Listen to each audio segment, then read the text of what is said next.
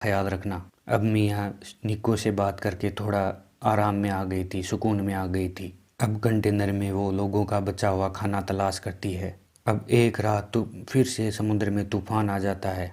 अब मियाँ ने कंटेनर में ही अपने बच्चे को जन्म दिया। मियाँ अपने बच्चे को देखकर बहुत ज़्यादा खुश होती है और उसे अपने गले से लगा लेती है। वह अपने बच्चे का बहुत ख्याल रखती है। अब धीरे धीरे मियाँ भी ठीक होने लगी थी। अब मियाँ के पास पड़ा खाना भी ख़त्म होने लगा था।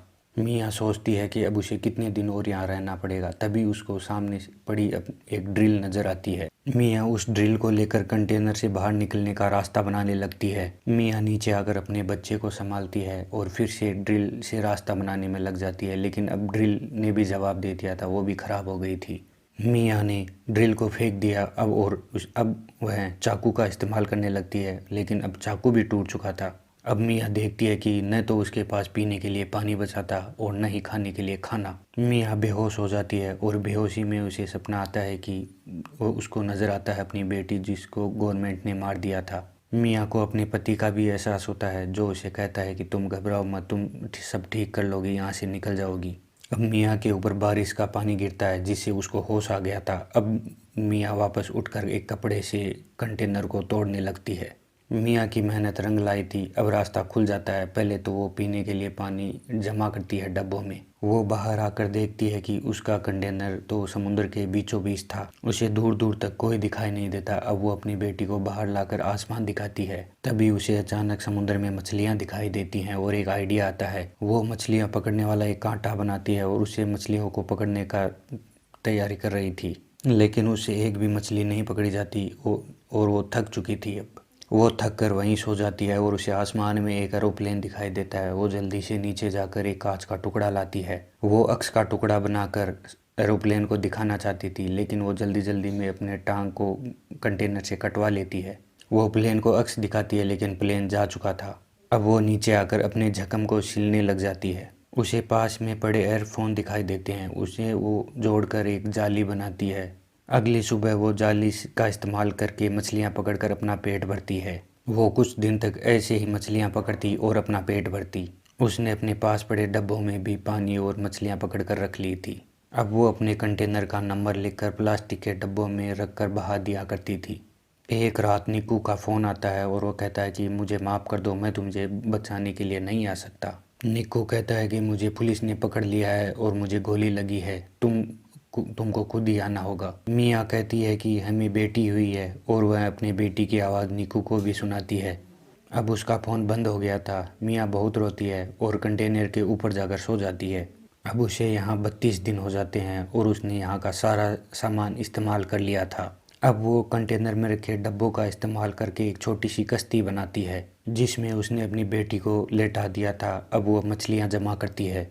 अब उसे एक परिंदा नज़र आता है और वो सोचती है कि आसपास ही कहीं किनारा होगा। अब रात हो जाती है और मियाँ के कंटेनर में पानी भरने लगा था।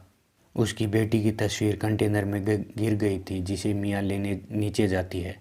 अब उसका पाँव नीचे रस्सी में फंस गया था और उसकी बेटी की कश्ती पानी में भी गिर गई थी। मियाँ जैसे तैसे रस्सी से छुड़वा कर बाहर आती है, लेकिन अब उसे अपनी बेटी नज़र नहीं आती। मियाँ उसे पागलों की तरह इधर उधर ढूंढ रही थी, जो उसे कहीं भी नहीं दिखाई दे रही थी। अब एक बहुत बड़ी व्हेल मछली आती है जो मियाँ की बेटी पर पानी गिराती है, जिससे वह रोने लगी थी। मियाँ उसकी आवाज़ सुनकर उसके पास पहुँचती है और उससे कहती है कि मैं तुम्हारी वजह से ज़िंदा हूँ, असल में तो तुमने मुझे बचाया है। इतना कहकर मियाँ उसी कश्ती का सहारा लेकर वहीं सो जाती है। अब सुबह हो गई है। सुबह में वह उठकर मछली खाने के लिए डब्बा खोलती है। वो मछली को नीचे फेंक देती है और अपनी बेटी से कहती है कि हम दोनों ने बहुत कोशिश की। अब मियाँ आसमान में बहुत सारे परिंदे देखती है और वो उसके लिए पानी में मछली छोड़ती है। मछलियों को पानी में देखकर बहुत सारे परिंदे उसके इर्द गिर्द जमा हो गए थे। अब दूर से एक बोट से एक लड़की की नज़र उन परिंदों पर पड़ी थी जो उन्हें देख रही थी। अब वो लड़की अपने डैड को अपनी किश्ती वहाँ ले जाने को कहती है।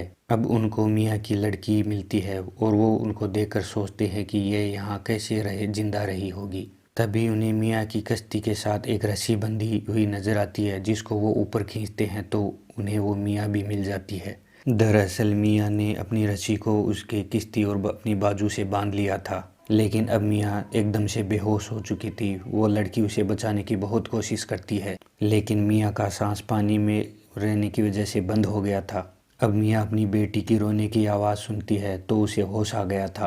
अब अब मियाँ उस लड़की से पूछती है कि मेरी बेटी कहाँ है, तो वह लड़की उसकी गोद में उसकी बेटी को दे देती है। लड़की के डैड ने फ़ोन करके मेडिकल टीम को भी बुला लिया था। मियाँ अब अपनी ऊपर आई सारी मुसीबतों के बारे में सोचती है और अब यह देखती है कि वह अपने और अपनी बेटी की जान बचाने में कामयाब रही। अब मियाँ ने अपनी और अपनी बेटी की जान बचा ली थी। मियाँ ने ये सब अपनी बेटी के लिए किया था, एक बहादुरी से इस तरह से हर एक मुमकिन काम करना, मुश्किलों के साथ हर एक चीज़ सहना। ये इसके साथ यही फिल्म भी यहीं ख़त्म हो जाती है।